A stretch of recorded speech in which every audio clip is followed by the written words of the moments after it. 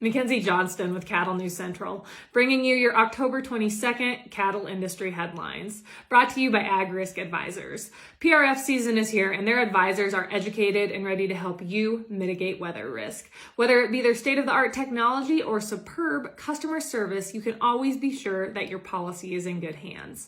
The PRF deadline is December 1st, so if you'd like some more information, go ahead and reach out to an advisor today.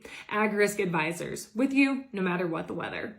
Also sponsored by Circle 5 Cow School. They host weekly remote classes all throughout the Midwest so you can learn to preg check your own cows. To view their schedule, head on over to circle5cowschool.com. That is the number 5 in there, or you can go ahead and just give them a follow on Facebook. So Drovers has reported on the cattle contract library that was introduced earlier this week, as we have all heard about by now.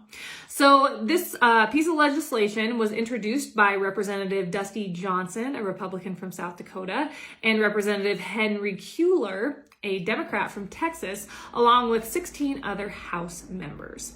This act instructs USDA to regularly update the library in a user-friendly format and provide weekly or monthly reports as applicable. This library would provide producers with key details on cattle contracts, such as the type and duration, along with other bits of pertinent information. It would also require publishing the total number of cattle solely committed to the packer each week within the 6-month or 12-month period following the date of the contract by reporting region. The bill has been introduced in hopes of providing cattlemen with the market data needed to make more informed marketing decisions and exert greater leverage in negotiations with the major meat packers. Representative Johnson believes that a contract library would provide much needed leverage for independent producers. Producers have been asking for increased price transparency and leverage in the cattle market for years, and the Cattle Contract Library Act will provide granular data in near real time, which will ensure producers understand the value of marketing agreements, said Representative Johnson. So various organizations have come out with their stance on this piece of legislation. So NCBA is supporting the Cattle Contract Library.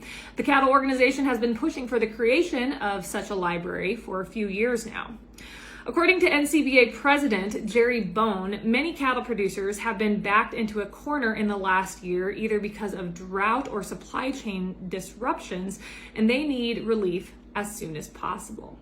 There isn't a silver bullet for the issues facing NCBA leadership, said Bone, but lawmakers can start by focusing on viable solutions that have broad-based support across the industry, and the Cattle Contract Library is one of those solutions.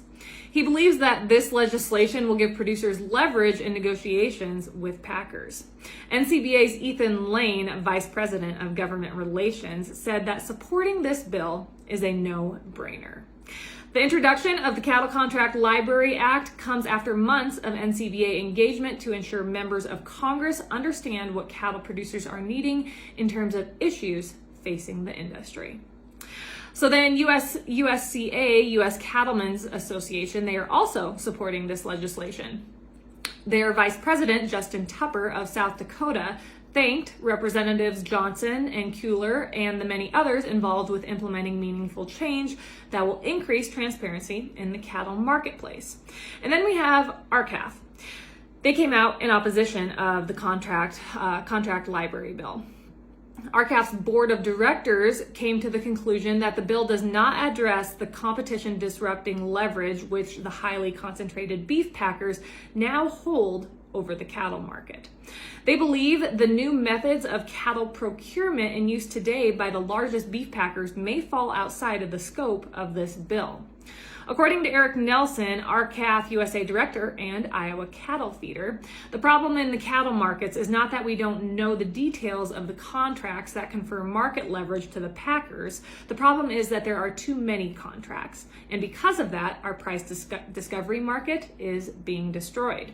He believes that if our industry puts a contract library ahead of taking action to preserve price discovery in our market, that'll send the signal that more contracts are a good thing and producers should access them, which is opposite of what our industry actually needs. Bill Bullard, RCALF CEO, said that his organization is focusing their resources towards restoring competition in the broken cattle market by urging the swift passage of the Grassley-Tester 5014 bill and the recently introduced MCOOL bill for beef. At the end of the day, RCALF believes that competition in our cattle markets must be first restored so cattle producers will be able to stay in business. And of course, last but not least, we cannot forget the North American Meat Institute. Juliana Potts, CEO and president of NAMI, said that NAMI is urging the House to pause and include packers in the conversation, of course, since the packers would bear the burden of complying with this new government mandate.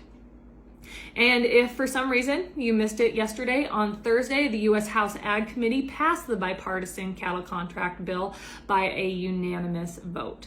The bill now needs to be approved by the full House and will also need Senate consideration before it is signed into law. So besides the few cattle organizations that I just listed off that support this bill, also the American Farm Bureau Federation, the National Farmers Union, the Livestock Marketing Association, South Dakota Cattlemens Association, and the South Dakota Farm Bureau are also supporting this cattle contract library bill.